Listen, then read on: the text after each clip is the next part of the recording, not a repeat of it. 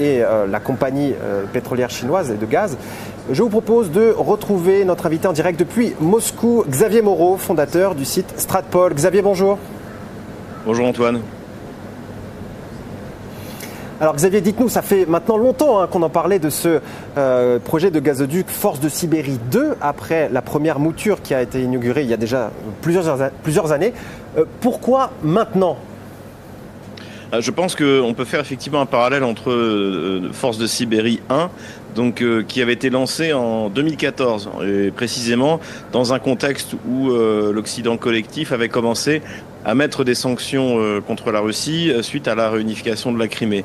Et donc finalement, on a pu d'ailleurs à l'époque considérer que c'était une erreur de la part des Occidentaux, puisque la Russie avait d'une part utilisé ces sanctions pour faire des sauts qualitatifs dans son économie, mais en plus ça avait rapproché la Russie de la Chine. Et mais en ne faisant qu'accélérer finalement un processus qui s'est mis en place dès le milieu des années 90. Donc il y avait eu Force de Sibérie qui a été inaugurée effectivement en 2019 et qui aujourd'hui fonctionne au maximum de ses capacités, 38 milliards de mètres cubes. Et donc il était immédiatement question de mettre en place un deuxième projet. Ça a pris du temps parce qu'évidemment ce sont des projets qui coûtent, comme l'a dit le président de Gazprom, extrêmement cher. Donc il faut des engagements de la partie qui va acheter le gaz sur un prix, sur une durée, pour que ce soit rentable. Donc c'est pour ça que ça a pris du temps, mais il était évident que ça devait se produire.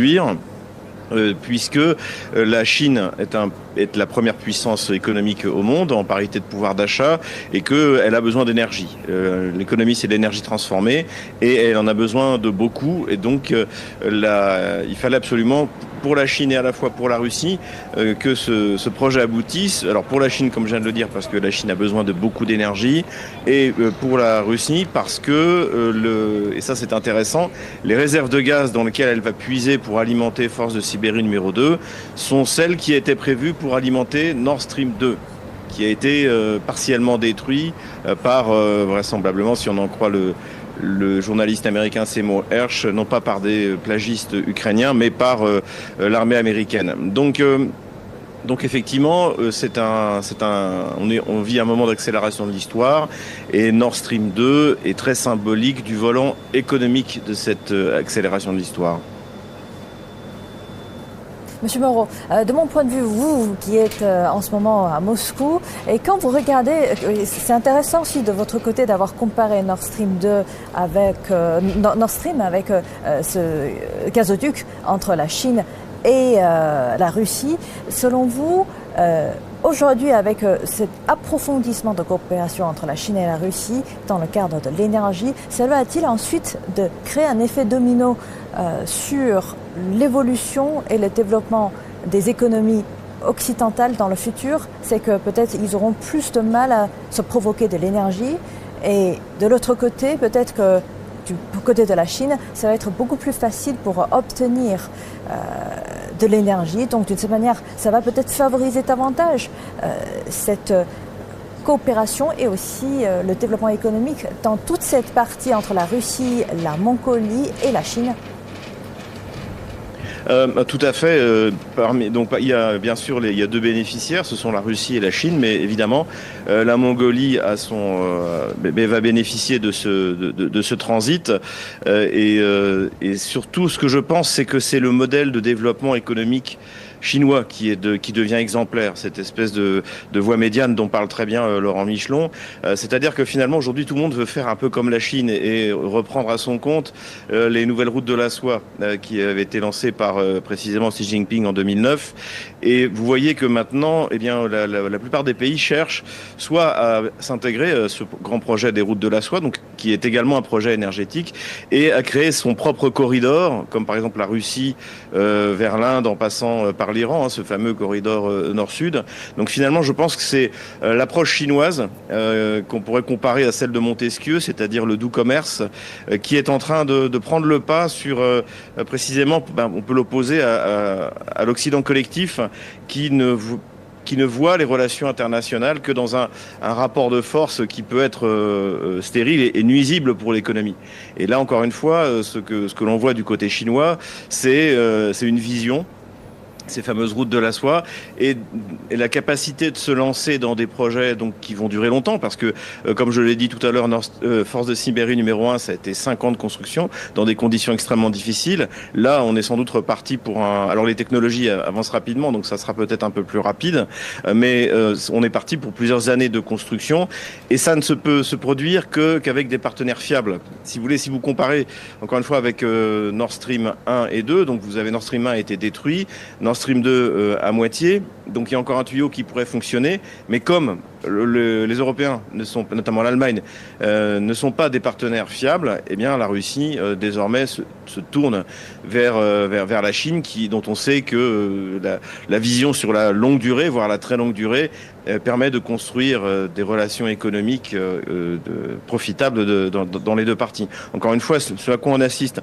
la relation entre la Chine et la Russie, et maintenant avec l'Inde, est exemplaire et en totale opposition avec cette hystérie, cette agressivité qu'on voit d'ailleurs pas seulement sur le continent européen. Il suffit de regarder ce qui se passe au large du Venezuela, en Amérique, l'agression économique contre le Brésil. Donc cette politique de tarifs excessifs, en fait, c'est pas comme ça qu'on peut construire une relation gagnant-gagnant. Et encore une fois, le modèle chinois de développement des relations économiques, c'est-à-dire gagnant-gagnant, est celui qui devrait être suivi par tout le monde. Et c'est malheureusement pas le cas.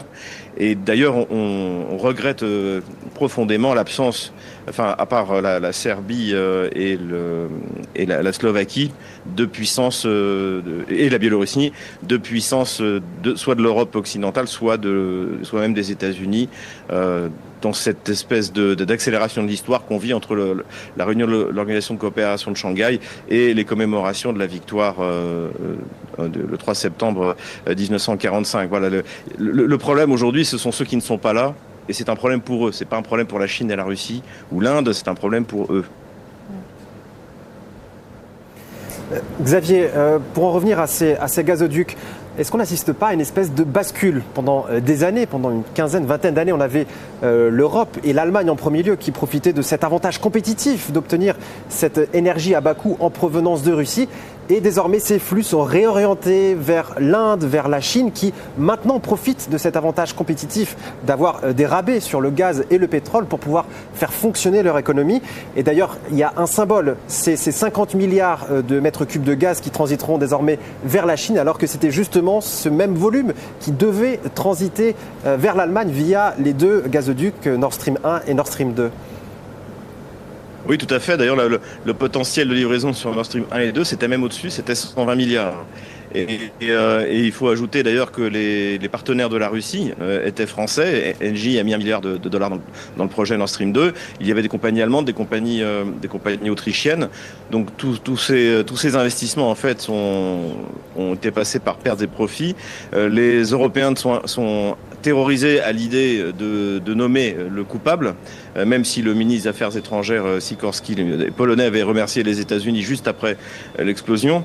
Donc encore une fois, c'est une question de fiabilité du partenariat. Et encore une fois, j'insiste sur le long terme, puisque en fait, on parle de Force de Sibérie 1, Force de Sibérie numéro 2, mais le projet Yamal LNG, donc qui se trouve dans la péninsule de Kola, a vu aussi un financement qui était 100% $100, avec du yuan, du rouble et de l'euro.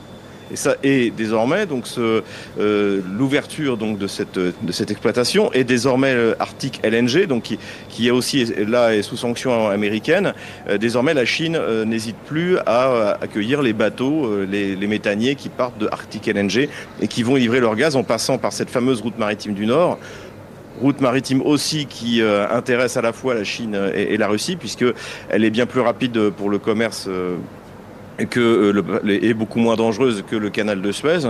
Eh bien, donc cette route maritime du Nord, elle aussi s'inscrit encore une fois dans ce grand projet de développement de route commerciale qui a été initié par la Chine en 2009. Donc, il y a toute une stratégie énergétique de la part de la Chine. Il y a cette vision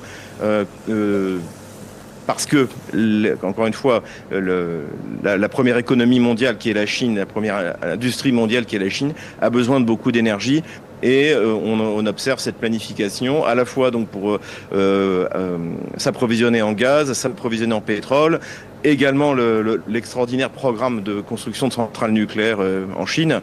On voit bien qu'on a, encore une fois, on oppose la vision occidentale très court-termiste à cette projection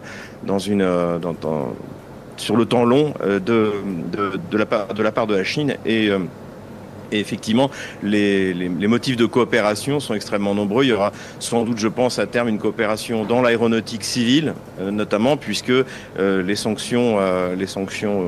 sanctions américaines contre la Chine ralentissent le développement notamment de l'avion qui doit remplacer les moyens courriers américains ou européens. Donc les domaines dans lesquels la Chine et la Russie peuvent coopérer sont extrêmement nombreux. Il n'y a pas que celui de l'énergie d'ailleurs.